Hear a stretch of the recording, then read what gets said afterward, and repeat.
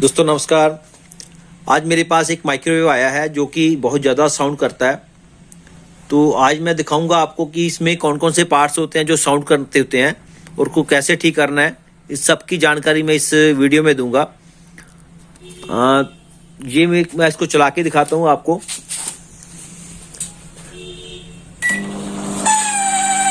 ये देखिए काफ़ी ज़्यादा साउंड कर रहा है, ये चढ़ रहा है। तो ये साउंड किसकी चीज की है मैं दिखाता हूँ।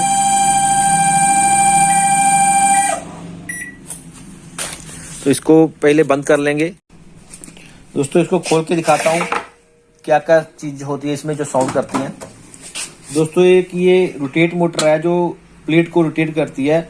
ये वाला पार्ट भी साउंड करता होता है। इसके बीच में ये डिजाइन है, दिख रहा होगा आपको। ये भी साउंड करने लग पड़ता है। तो आप देख लीजिए, अगर ये साउंड करता है तो इसको नीचे से खोलना होता है।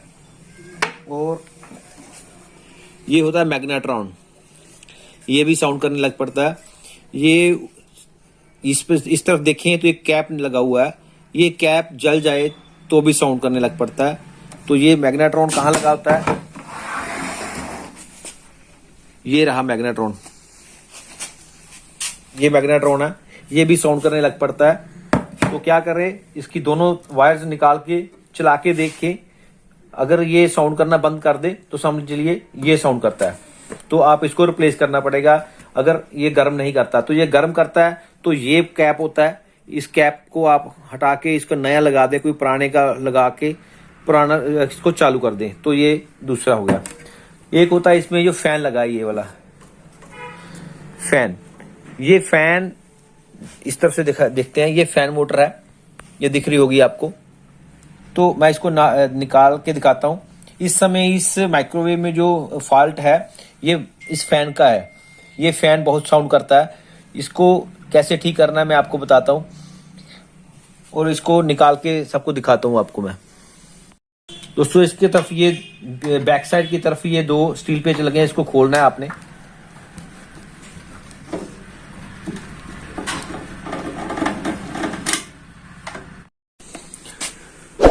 दोस्तों मैग्नेट्रॉन से वायर निकाल लें और ये फैन के ऊपर 3 वायर लगी हुई हैं, इसको निकाल लें। जहां से उतारी है वहीं पे ही लगानी तार।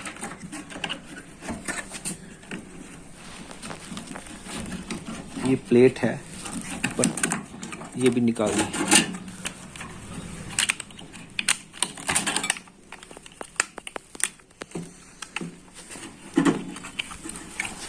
ये है फैन की मोटर और ये फैन, इसका फैन बाहर निकाल दे। अब इसके दो ये स्टील पेच है, इसको खोलना।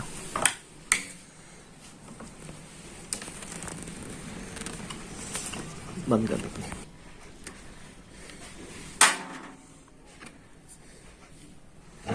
दोस्तों ये डस्ट के कारण थोड़ी जाम है, थोड़ी टाइट चल रही है, ये बहुत ही ज़्यादा रैली होती है। अब इसके ये 2 स्टील पेच खोलेंगे और इसको रूटर को बाहर निकालेंगे और इसको ऑयल देंगे। ऑयल देने के बाद फिर वैसे ही फिट कर देंगे।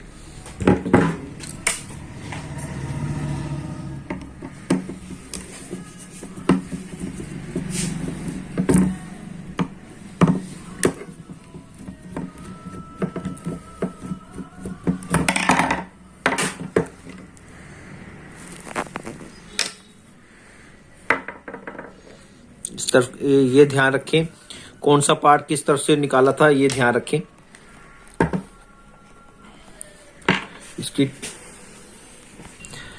इसकी डस्ट को अच्छी तरह से साफ कर लें।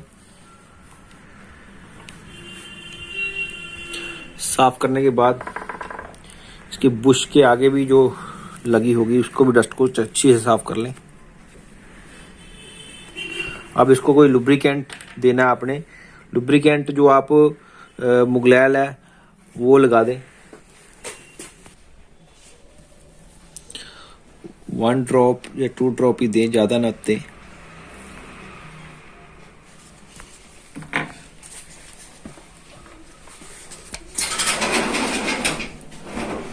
नमस्ते वीरे।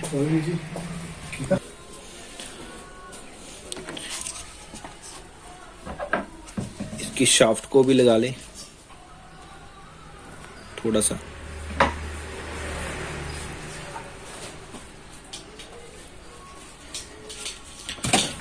दोस्तों इसको अब वहीं पे लगाना जिस तरफ से आपने निकाला था, तो ये इस तरफ था, फिर रूटर को लगा देना है वैसे ही।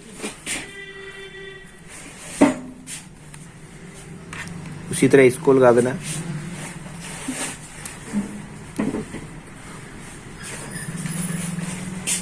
अब इसको फिर स्टील पेच लगा देंगे।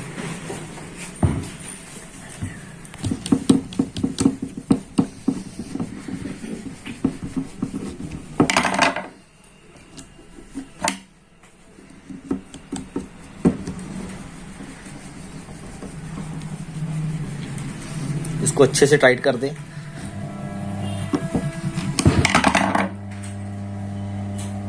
काफी रैला हो गया ये।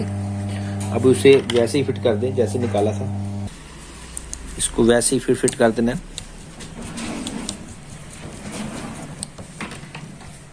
इसको भी अच्छे से टाइट करना है और फैन को वैसे ही लगा देना है जैसे उतारा था।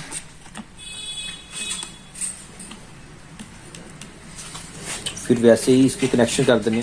फिर इसको वैसे ही फिर फिट कर देते हैं और वायर जो कनेक्शन थे इसके वो लगा देंगे। जैसे उतारे थे वैसे ही लगा देंगे।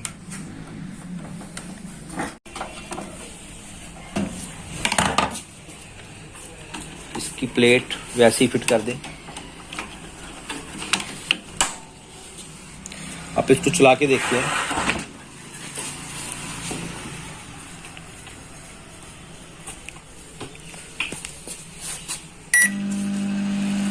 देखिए दोस्तों चल रहा है पर साउंड बिल्कुल नहीं है इसकी। ये जो साउंड है ये बिल्कुल जेन्युइन साउंड है। जो पंखे की जो साउंड थी वो बिल्कुल बंद हो गई है। दोस्तों इस तरह आपने ये फैन ठीक करना सीखा। और अगर आपके पास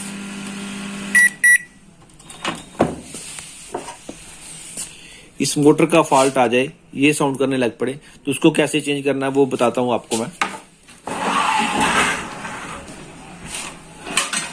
इसके नीचे दोस्तों ये दिख रहा होगा, नीचे ये पार्ट दिख रहा होगा, इसको आपने निकालना है। इसको पेचकस से निकाल सकते हैं। ऐसे निकालने के बाद ये मोटर आपको दिखने लग पड़ेगी नीचे, और इसको एक तरफ नट लगा होगा, एक तरफ लॉक लगा होगा, तो वहां ऐसे वो खोल के वैसे इसको रिप्लेस कर देना है।